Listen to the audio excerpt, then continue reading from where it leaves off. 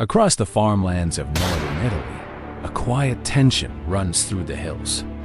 The once calm nights of Piedmont and Tuscany now echo with distant howls, a reminder that the balance between man and predator has shifted once again. Wolves, wild, boars and coyotes, species that were once confined to remote mountain ranges, have pushed closer to villages and farms, searching for food in lands that humans have cultivated for centuries.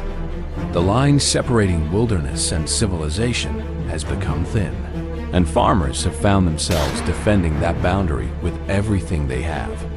Over the past decade, Italy's predator population has multiplied at a rate that surprised even biologists. Conservation programs, milder winters, and an increase in prey animals created conditions for a steady rise in wolf and coyote numbers. What began as a success story of ecological recovery has now turned into a challenge for rural families. Reports from agricultural cooperatives show damages exceeding €4 million annually, from livestock losses to destroyed fencing and irrigation. For the people living here, it's not an environmental issue, it's survival. Farmers in Lombardy and Umbria describe the same pattern. One night of calm, followed by a sudden strike.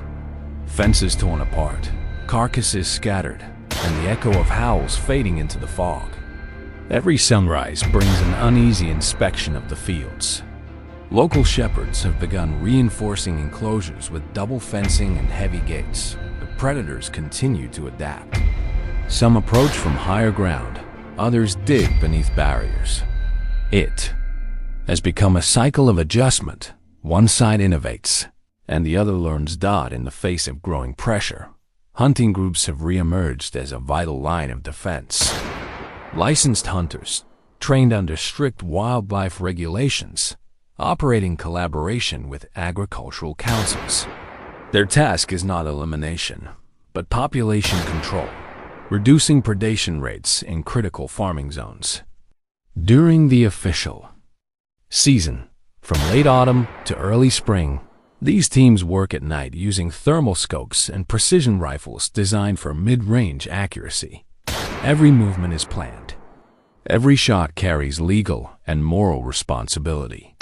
They are required to identify their target, confirm no juveniles are nearby, and document each hunt with GPS data and photographic proof.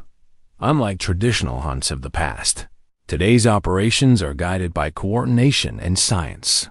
Wildlife experts track predator movement using satellite collars and field cameras. The data is shared with farmers and hunters to predict possible attacks. When a pattern is identified, usually near lambing or calving seasons, hunting teams deploy, quietly positioning themselves along known travel paths. Communication is done with silent hand signals or through encrypted radios. A single mistake can endanger livestock, property, or human life. So discipline defines every mission. Veteran hunter Alessandro Conti, who has worked in the Apennine foothills for more than 20 years, describes the shift clearly.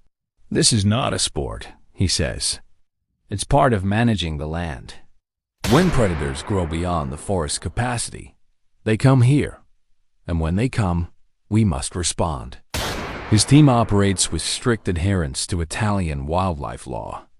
Only adult males are targeted, and hunting zones are rotated to avoid long-term disruption of local ecosystems. It's a balance between necessary control and respect for the wild dog. The tools of the trade have changed too. Hunters use advanced optics, rangefinders, and night vision systems mounted on rifles built for stability and low recoil. Sound lures, typically imitating small prey or distressed animals, help attract coyotes and wolves into the open. Each lure is carefully selected to minimize false calls that could affect other wildlife. In many regions, drones have been integrated into operations for aerial observation, providing live imagery of herd movement and predator approach routes. Farmers, meanwhile, continue to strengthen their defenses. Cooperative initiatives now combine old techniques with modern systems, electric fencing, motion-activated alarms, and light sensors that trigger when predators approach. Guard animals have returned as well. Large shepherd dogs like the Marimano Abruzzese have proven highly effective against both coyotes and wolves. Some farms have even adopted donkey guardians, whose loud brays deter predators naturally.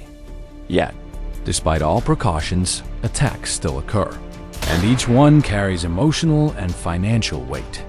Government involvement has increased in recent years.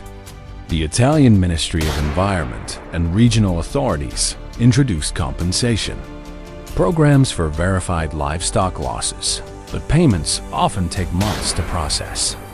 To speed up support, local administrations are encouraging farmers to register real-time incidents through mobile reporting apps. This digital monitoring has improved data accuracy, helping researchers map predation hotspots. However, many farmers argue that prevention, not compensation, should be the priority. Biologists and environmentalists remain divided on the issue. Some advocate for expanded non-lethal control, sterilization, relocation, and population monitoring, arguing that hunting disrupts the social structure of wolf packs and leads to increased breeding rates. Others counter that without selective control, agricultural collapse could follow. The debate continues, reflecting a deeper question that Italy has faced for centuries: how to coexist with predators while sustaining rural life. In Emilia-Romagna, a pilot project introduced smart fencing technology connected to mobile networks. When an animal approaches, the system triggers light, sound, or vibration deterrents depending on proximity. Early results show a reduction in nocturnal attacks by 40%. Another project in the Veneto region uses scent repellents that mimic dominant predators' territorial markers, successfully redirecting smaller packs away from populated areas. These scientific methods, though promising, remain costly and limited. In coverage, the cultural dimension of hunting in Italy adds complexity. Many rural families view it not as violence, but stewardship, a duty to preserve balance between human livelihood and wildlife. Generations of farmers have lived by a code of respect for the land, taking only what's necessary. That philosophy still guides the modern hunter.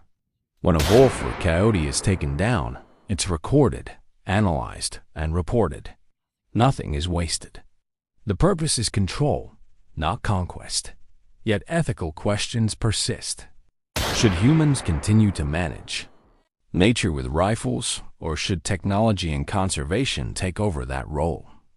Animal welfare groups campaign for coexistence strategies that avoid killing entirely.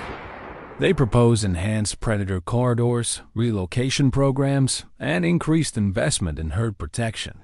But these solutions often clash with the urgency of farm life, where each lost sheep or cow is more than a number. It's a blow to a family's livelihood in small towns across the north. The conversation continues in farmhouses, markets, and local councils. Everyone agrees on one thing: the situation demands balance.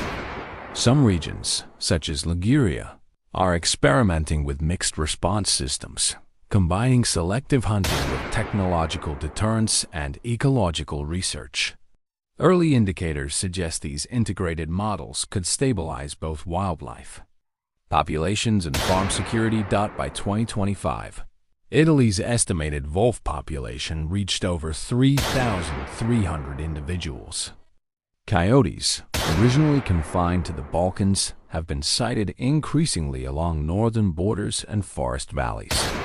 Wild boar numbers, already exceeding 2 million, complicate the equation further, competing for food and space with predators.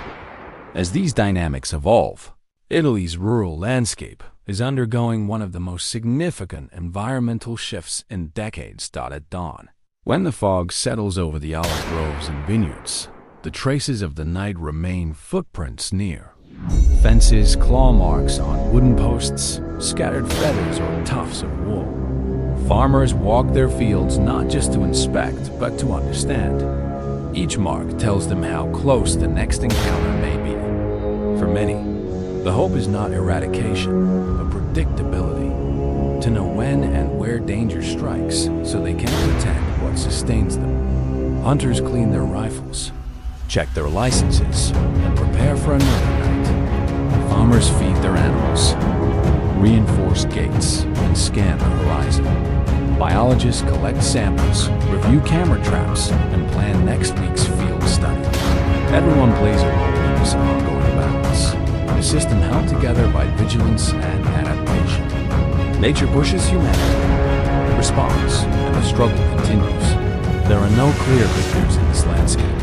The wolves, the coyotes, and the farmers are all products of the same environment, each following instinct and necessity. Italy's farmlands have become a frontier where coexistence must be learned through understanding, discipline, and respect. The question is not whether the struggle will end, but how it will evolve die as another evening falls over the Italian countryside. Lights flicker on in barns, and the first distant howls return from the hills. The cycle begins again, not as a battle between enemies, but as a test of endurance between species that share the same ground. Whether through tradition, technology, or cooperation, the search for balance goes on.